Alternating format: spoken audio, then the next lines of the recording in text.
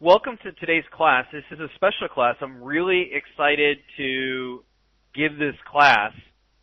It is something that is so seldom talked about in trading. There's so much energy and effort devoted to, systems and entry points and exits and risk management, and even within the field of psychology, there's talk about how your emotions can lead to irrational decisions and being focused on this and expectations. But one thing that's often completely forgotten about or negated is a person's or an individual's psychology and mindset around abundance, success, and money.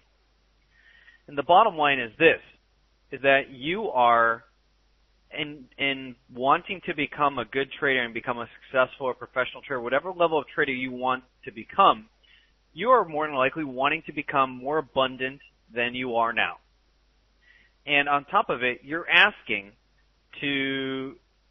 communicating that, hey, I want to do something, I want to do it very seriously, and that thing that you're wanting to relate to is money. When you're trading, you're just relating to money in a very unique way that you're normally not used to relating to it. And with that being said, your mentality, your psychology, your mindset around abundance, around money, around success, all comes into play whether you know it or not, whether you see it or not. And it will affect your trading, and it will affect everything in your life that has to do with money, abundance, and success. So that is what this webinar is focused on. We're going to be talking about some real-life stories from my personal life that had a deep impact upon my, quest in search for abundance and greater financial abundance. And it's something that I've taken very seriously. I was very impacted by these experiences, but I've also considered it a training and something that I've taken very, very seriously and been focusing on for years. I put a lot of time and energy into this.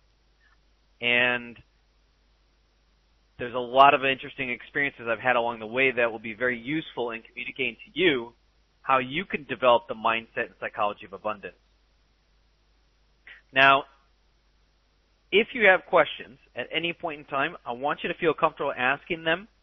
I'd like to stay focused on the topic, so if you have questions, try and keep them pointed on the topics. And we'll hopefully have time for questions at the end as well. But this is going to be a topic that I think is going to be very unique to a lot of you, and so I want you to feel comfortable asking these questions, should you have any.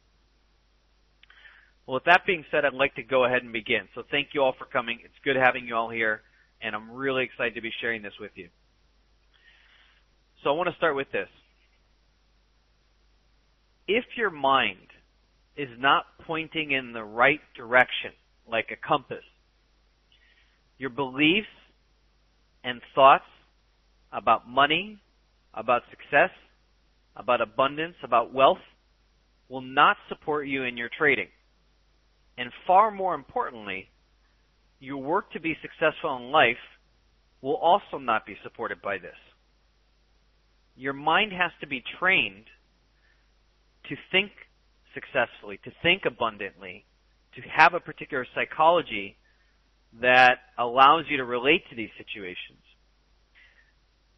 If you don't train your mind in these fashions, in these methods, in these areas, you will never achieve a high level of performance in your trading if you haven't built this mindset. It doesn't matter what system you have. It doesn't matter what, risk reward or other things you have in place. Your mind is the one that's making all the decisions. And if the compass is not pointing right, you may think you're going north and you're actually going east. And that will have a deep impact on your trading. Some of these things will have a crucial effect on your success in trading, are planted and are sitting in your subconscious or unconscious beliefs about money and success and wealth right now. Whether you know it or not, they're there. And they are having an impact on you daily. And so what you're going to have to do is what you have to learn to do is to learn to reprogram your mind about money and success. And so kind of start this up, I want to share an interesting statistic. There was a study done on people in the United States that had won the lottery.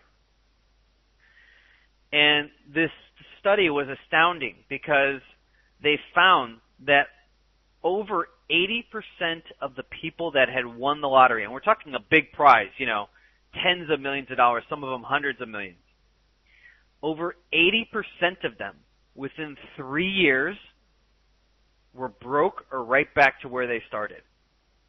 And you're asking yourself, how in the world could that be possible? How could somebody be handed a pile of money, tens of millions of dollars, and 8 out of 10 of them within 3 years will be broke? The answer is that they didn't have the mindset and psychology of abundance. They weren't used to handling that kind of energy, and they ended up making decisions over the next 3 years that ended up destroying all their wealth. It repelled the wealth. It sent it away. They made poor decisions. It's unbelievable. Many of you are probably thinking, my God, I would have been loved to hand that pile of money. And you know what? You were them before they actually won the lotto. They were thinking the same thing. And they were handed that. And you know what? 8 out of 10 of them were just right back where they were 3 years later. And that's because they didn't have the mindset. That's how critical it is. Doesn't matter whether you are given the money. Doesn't matter whether you have all of it. You're handed a big pile of free gift. The bottom line is that if you don't have the mindset to handle it, it will go. It will leave. You won't have it anymore. It will totally go away. Andrea says, very true, cousins won a few million and were broke within 2 years. Case in point. I want to talk about 3 stories that really impacted my life. And then I want to talk about the 5, I want to talk about not the 5, I want to talk about 5 principles of abundance. I'm not going to really say laws, because I think laws is kind of a fixed way to think about it. And I'm not going to claim that I have omnipotence over this subject. So I'm not going to say, hey, I've made a law about this. But what I am going to say is, these are 5 principles that I've been using for years.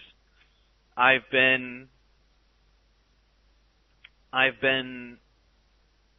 working with people for years that have been employing these principles. People are very conscious about their wealth, and I've seen it in action.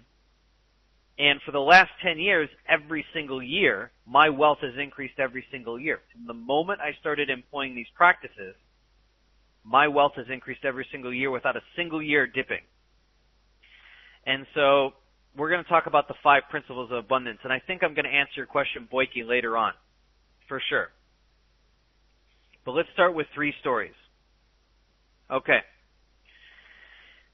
The first story, I'm going to call this the story of flow.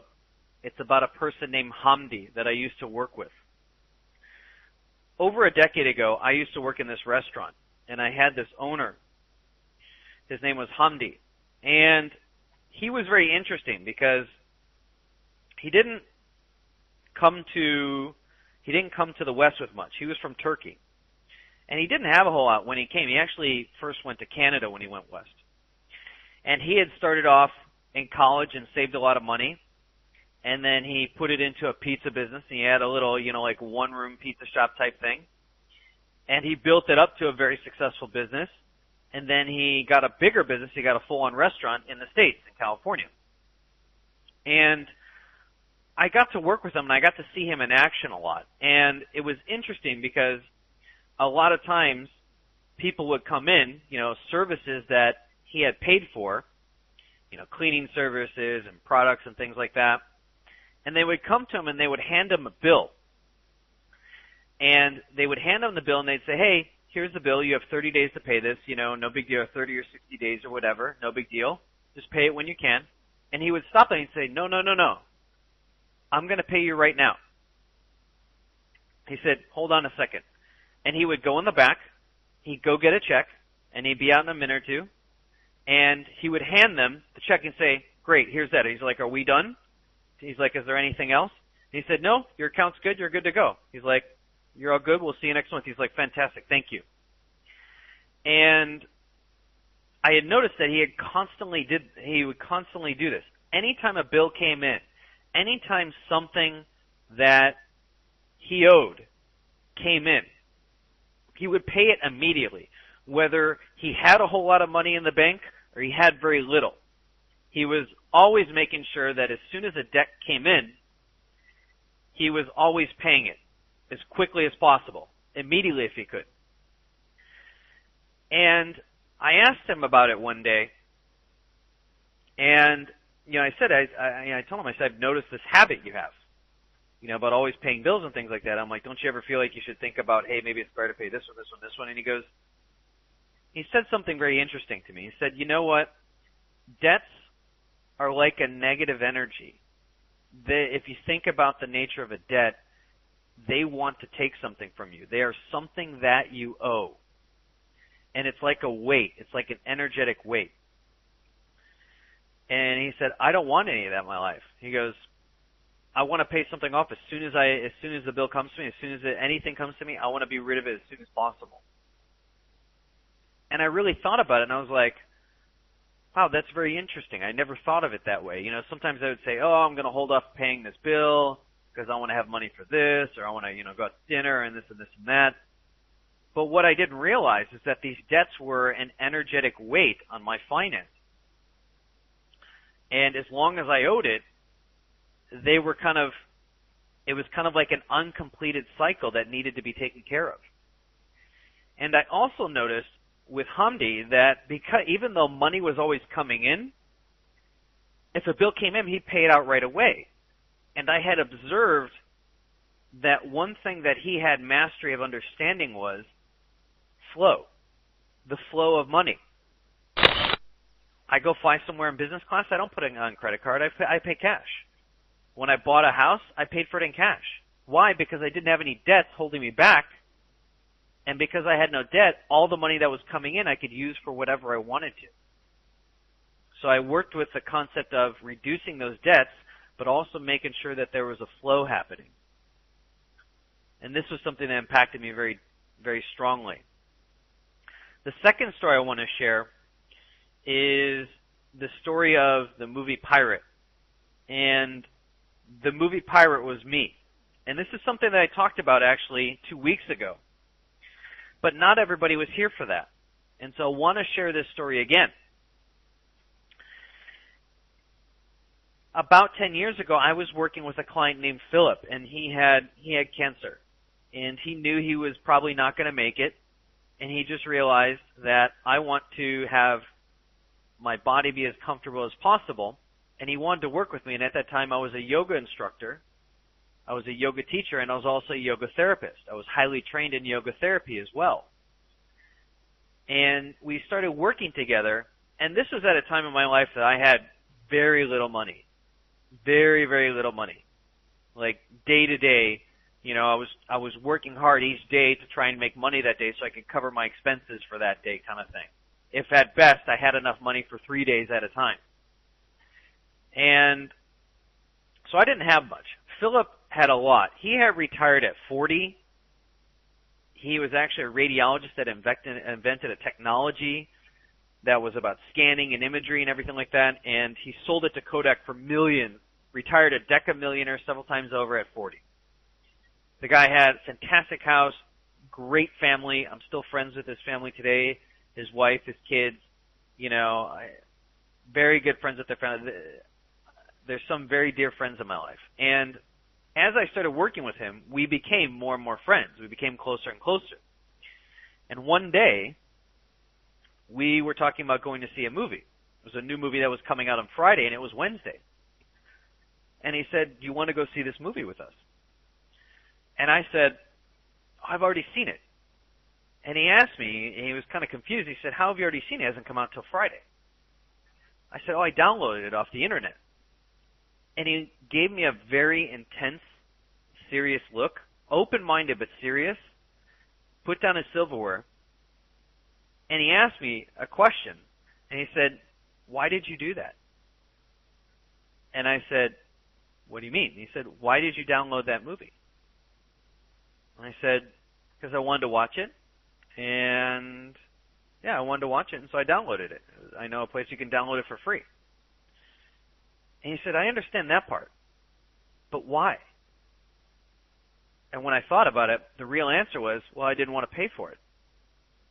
And he knew that. And he said to me, he's like, "Look, I'm very conscious about my wealth. And a lot of the people I know are too." And he said, "If you ever want to be wealthy in your life, you will always pay for things. Unless they are gifted to you for free by the owner or the creator, you will always pay for things. By taking something that is not yours, that was not gifted to you, you're not only stealing, but you're taking away the energy of wealth. You're destroying the energy of abundance. Being wealthy and being abundant and conscious about it, you appreciate the resources that you have, and you pay for things if you want something. If you can't afford it, you don't steal it. You don't take it. That destroys abundance. That destroys wealth." And I thought about it very, very intensely. And it really impacted me in a very, very strong way. And I started to think of it. I'm like, oh my God, I've downloaded like hundreds of movies and this and this and that. I'm like, wow, I really have destroyed a lot of abundance and wealth by taking something that wasn't gifted to me. That's something that I should be paying for. And after that, I vowed never to do that again. And in the last 9 years, I did it once, and I felt so horrible, unbelievably horrible about it, because I had worked so hard to build all this abundance and wealth. I could have went to the movie and seen it, and instead I bought a pirated copy of it because I didn't want to take the time to go out to see it, or whatever my excuse was. It was just an excuse, and if you do it the same, it's just an excuse. If you don't have the money for it, that doesn't mean you steal it or take it for free. If it's not gifted to you from the direct creator itself, then you are destroying abundance. And so ask yourself, how many times have you done that? Ask yourself, how many times have you destroyed the energy of abundance? That was a critical story that really affected me. The next one was, this is the last story. This is an interesting story because it happened just less than 2 weeks ago. I'm going to call this the story of fake money. And as you might have guessed, I came in contact with some fake money in Argentina for the first time. Now, I had heard many stories about it, about, oh, you got to be very careful about this and that, and a lot of fake money and things like that. But it just hadn't happened to me while I've been here. But I'd hear about it all the time. And about less than 2 weeks ago, I went to the bank, went to the ATM machine, withdrew roughly $1,000 in Argentinian pesos, and they all came out in hundreds, and I was like, okay, great. I just took it, and that was it. A couple days later, I went to go pay for something that was roughly $500 in US dollars, but in Argentine pesos. And the person who I was buying this from looks at me, and he said, "Esto es falso." And he's trying to say, hey, these are false. And for a moment I was kind of confused because I was like, what? And he's like, yeah, this is false. He's like, these 5 are false. He's like, do you have any that are not false? And I'm like, how are they false? And he put them up to a scanner that a lot of store owners have. And he showed me that it was missing a couple things, and there was some problems with the color. And I was like, my first thought was, holy shit. It was probably the first time, maybe it's happened, I didn't notice it, but it was the first time that I ever realized that I had some fake money on me. And it was actually a lot of, $500, it's a decent chunk of change in fake money. And so, luckily I had more on me, so I checked the areas. He's like, yeah, these are real, you can pay with these. Okay, great. And I went home, and this was after we had talked about, and we decided I was going to be teaching this class on abundance. And so I went home, and I was holding this fake money. and I felt like I was standing at a crossroads. How many of you have ever run into fake money before? How many has ever you got a fake 20 or fake 10 or fake 100 or whatever country you live in? Has anybody ever had a fake bill before? Anyone? TY says yes. Gabriel, I haven't. Gonzalo, me at the AMT. Dry Desert, never. Noonan, never. Andre, yes. Lana, Gabriel. Okay. Great question. Now, not knowingly. Okay, great. Now, for those of you that did, what did you do with it? Just honest as you can be. I'm exposing myself here. I'm being very honest about other things. Vidar says fake gold. Yeah, okay, fake gold. It's the same thing. But what for those of you who said yes, what did you do with the money? Passed it on. Deposit at a bank, hoping they wouldn't catch it. Throw. Okay, this is an interesting thing. Most people, if I was to interview 1,000 people and say, had you ever come into all over the world, and 1,000 people that had ever received fake money, and asked them what they did with it, I would be willing to bet 8 or 9 or 10 of them, especially if it was a fair amount of money, would have passed it on, would have used it and hope it didn't get noticed. And I sat there for a second and I looked at it and I said, yeah, it's $500, but I thought to myself, I'm like, wait a minute. And I started, my mindset was immediately kicking in, okay, according to the laws of abundance, what should you do with this? And I said, the thing to do is not to pass it on and not to try and turn it into a bank, because you never know, here in Argentina, they may use it, pass it on to somebody else. I had gotten mine out of an ATM machine. Maybe they noticed it, maybe they didn't. Who knows? But the bottom line is, this isn't real money. It doesn't deserve to be in existence.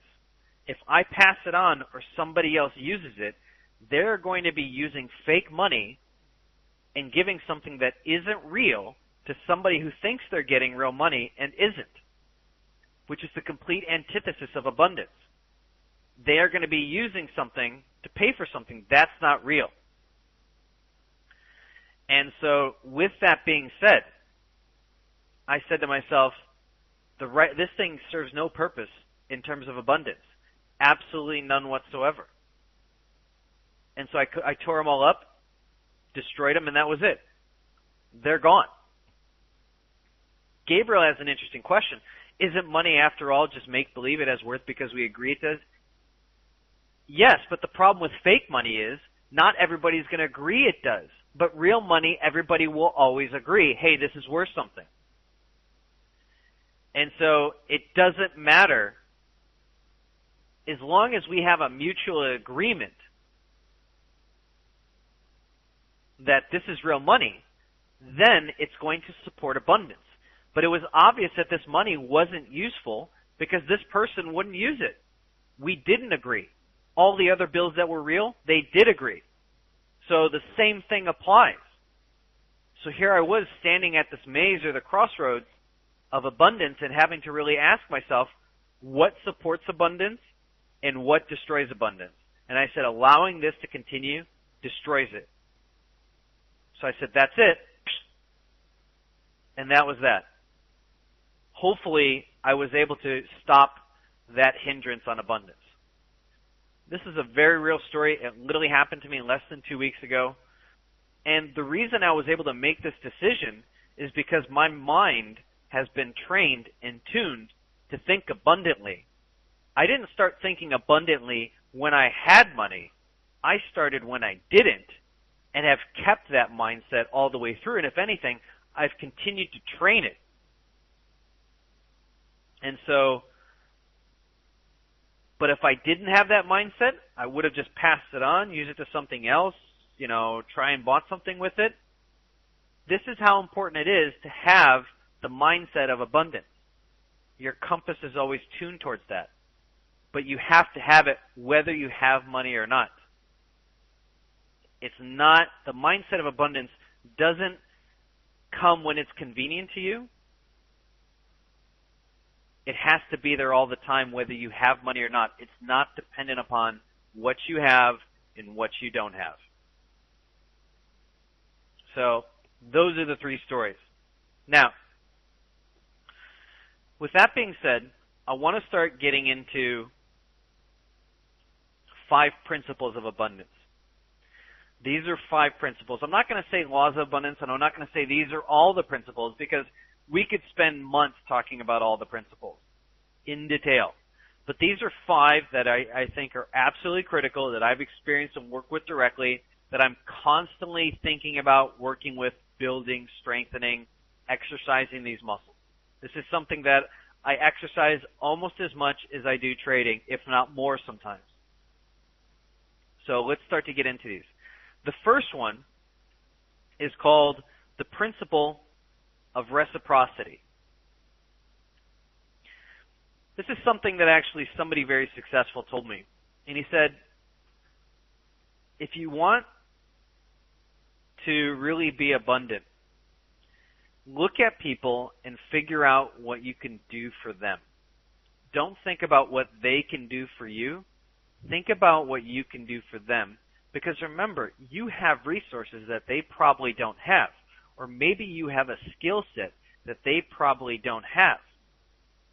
Have you ever met somebody who's not willing to help with anything? Do you really want to work with that person? Do you really want to give them your opportunity or your business? Absolutely not. But when you meet somebody who wants to help people, who does help people, looks for ways to go out of their way, takes their time, their money, their energy, their resources to help people, you want to work with them. That just increases the amount of abundant energy that will come to you and the amount of people that will want to bring things to you and help you and work with you.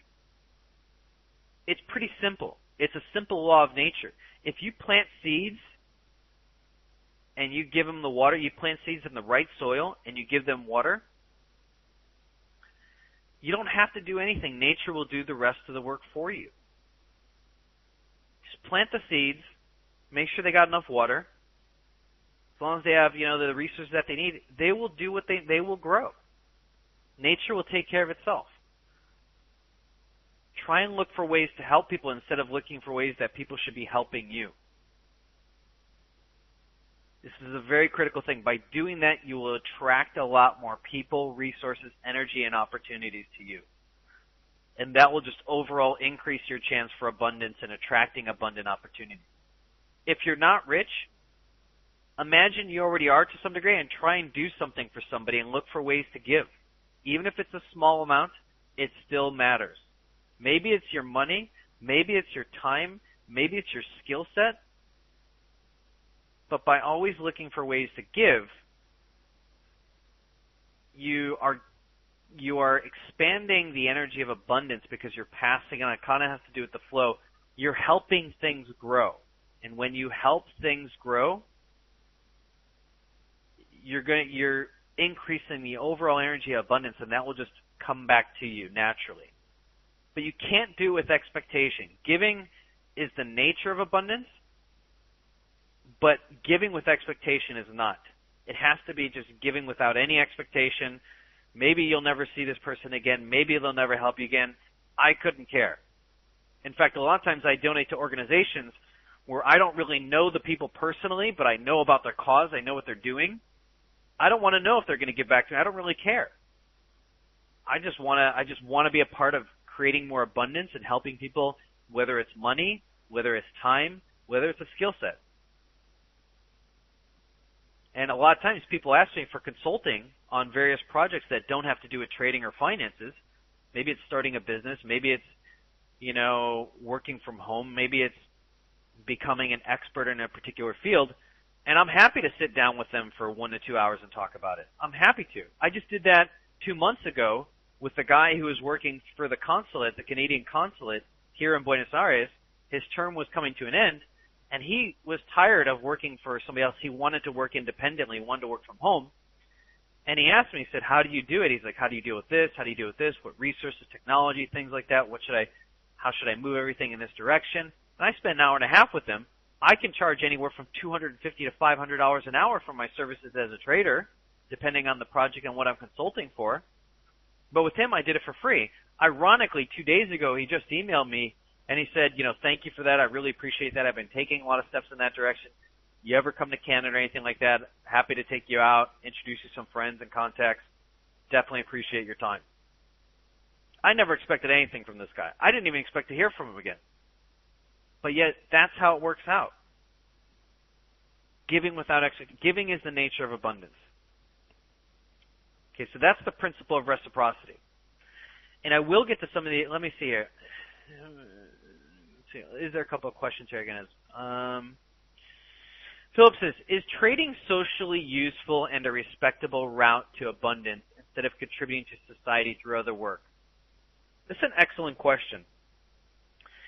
If you have a skill set, a very unique skill set, and it happens to be trading, then expressing that skill set is critically important to you and your development as a being, because it's something that most times when you have a skill set or a passion, it wants to be expressed, it wants to be fed, it wants to be nourished.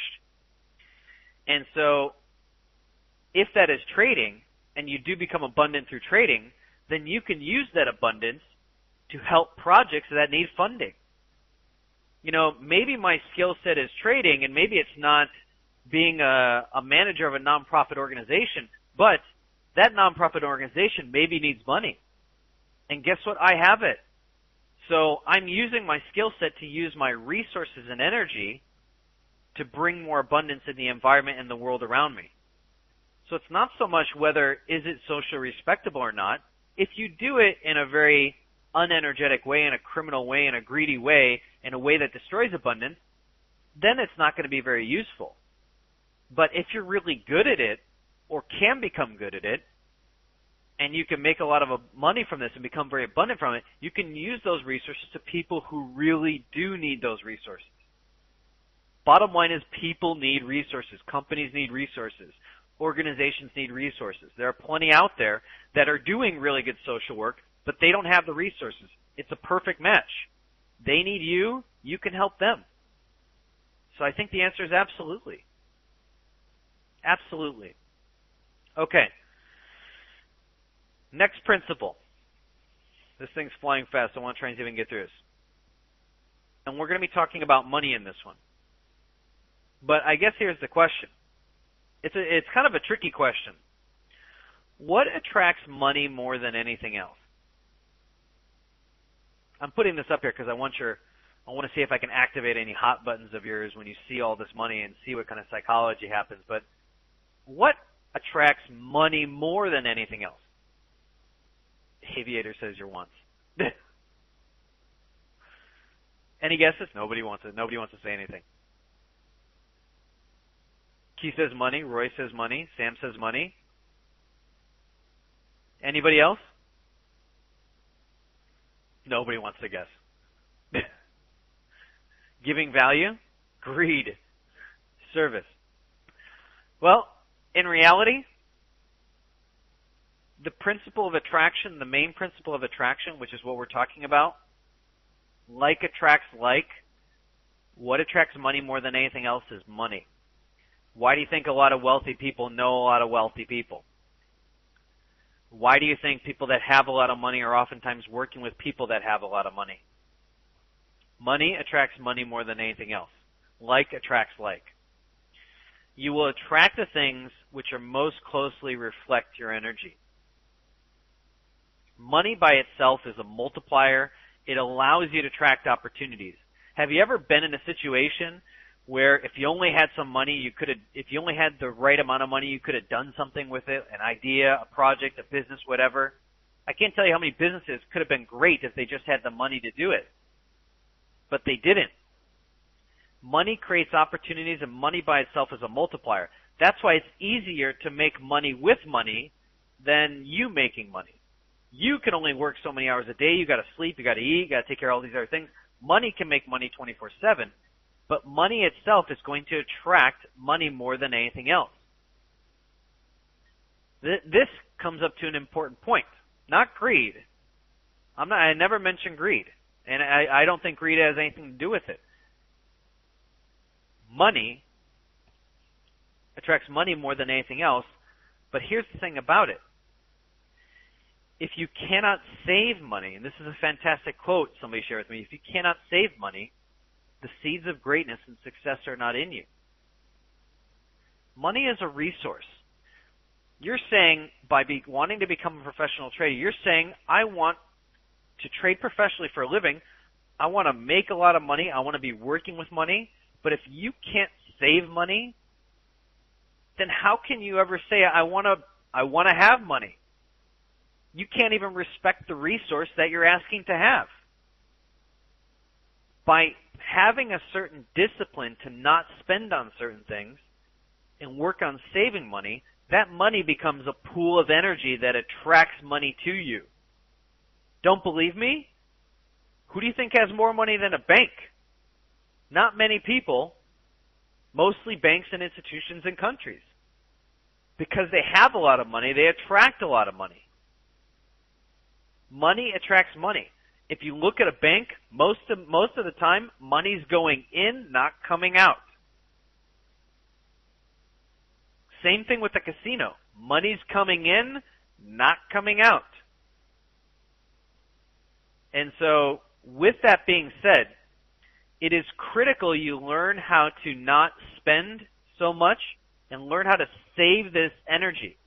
Learn how to build a pool of energy.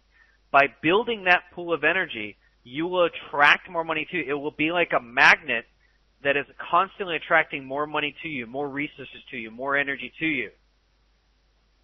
I guarantee that if you learn to save every single month, even if it's $5, when I started this tactic 10 years ago, I literally started my savings account with $12. And by the end of the month, I had 17. And I just constantly put in money to it. And over the years, I noticed I started attracting financially larger and larger situations. Pretty soon I went from $5 to a few $100s, and then from a few hundred to 1,000. Now I could go on a nice trip and do a few things, and I could buy a few more things or invest in something. Pretty soon those thousands became tens of thousands. Pretty soon that increased again. Pretty soon I'm standing in the room with Deca millionaires, people worth $250 million. I couldn't have sat in the room with them 10 years ago because I didn't have the energy or mindset or the abundance, because I didn't have that level of energy to relate to them. In fact, it recently happened to me about a year and a half ago when I got involved in a project, and I actually had to work with a couple billionaires. And even though I'm a pretty wealthy guy, 95 to 99% of the people I run into, I have more money than them. I was now going into a situation where I was like, whoa, wait a minute. These are some heavy players. I've dealt with some big players before, but billionaires, that's a new thing for me. And so what did I immediately do? I immediately realized that I had to train my mindset to be able to relate to them on their level, to think like they do. I guarantee you a billionaire is going to think completely different than somebody who's only worth 100,000 or even 10,000. They have a completely different mindset. Not just about life, but about buying things, about abundance, about money. It's completely different. So I had to actually exercise my mind and retrain my mind so that when I was going into these meetings, I was thinking on the same level with them. Because if I wasn't, they would have noticed it and been like, not interested in you. You're not on our, you can't relate to us. You don't understand. You're not the same level. They want to work with people who can match their energy or bring energy to them. The problem is when you're a billionaire financially, there's not many people that can outdo your energy. So they're going to want somebody who's going to at least match it or bring some really good energy to that situation. I had to retrain my mind to up it a level so that when I was in the room with them, I wasn't intimidated. I wasn't thinking, about the possibilities of what could happen if I nailed this deal or whatever. It was very simply, you know what? I need to match this guy so that him and I can communicate on the same level. And that was that. And so, yeah, I could relate to people who were 5 million, 10 million, 250 million, but $1 billion was different. Money attracts money more than anything else. And if you're not able to save money, then you're not going to be able to build that wealth and that abundance to higher and higher levels so that you can think like that, so that you can relate to that situation, so that you are familiar with that situation. If you don't have experience with that, you're not going to have much context to relate to. So by building that pool of money, you will show, A, that you have the discipline to relate to abundance, but you also attract more opportunities to you. And there will be more opportunities available to you as well. Next one, the principle of repulsion. Have you ever been driving down the street on the highway? You see a car that's like kind of dented, pretty banged up from an accident. And from what you can tell, the fact that they've taped up certain things pretty much tells you that that thing's been broken for a little bit. It's not been broken just like yesterday. It's been broken for a while. They put tape on the window. They've done this and this and that. That is something that is going to repel money from you. Having no money has a disdain effect. So the try to is, where do you have a photo? Sorry, I didn't mean to break the discussion, but that's pretty damn funny. I have to admit, that's one of the better ones there. Having no money has a disdain effect. If you have no money, people are not going to generally, or for the most part, people that have money are not going to want to work with you. They're not going to be like, yeah, that's somebody I want to give my money to. Because they're like, wow, this guy doesn't respect energy or abundance or money. He doesn't know how to save it or build it. Why should I work with this guy? They don't have the energy to do it. You know, and so you're going to repel opportunities by having no money. You drive away opportunities by having no money. It's interesting. In the United States, we are actually in what is called negative savings. That means that if somebody is making $100,000 a year, they're spending between $105,000 and $120,000. Financially, I think we can all intelligently realize that's not good. We have to finish in 2 minutes? Are you kidding me? No. You're kidding me, Vicky. Really? Are you recording the next one? Oh, no. Well, I guess we might have to do part 2. All right, well, Vicky, can we do a part 2? Vicky and Maud, are you okay with that? Because I'm barely halfway done. Yes? Fantastic. All right, great. We have a win-win.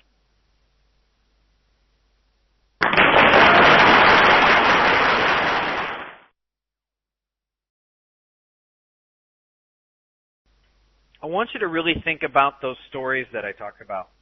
Think about all the times in your life that you were faced with that situation and what decisions did you make.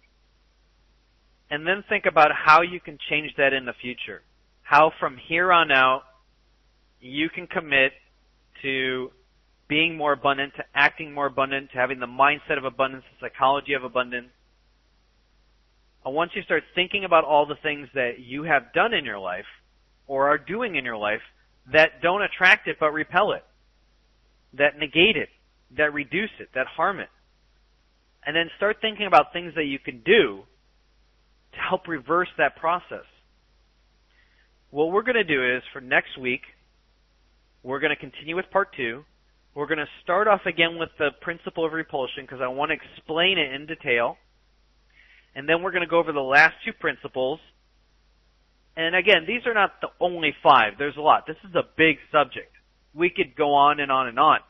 But these are 5 that I find to be most important and most critical.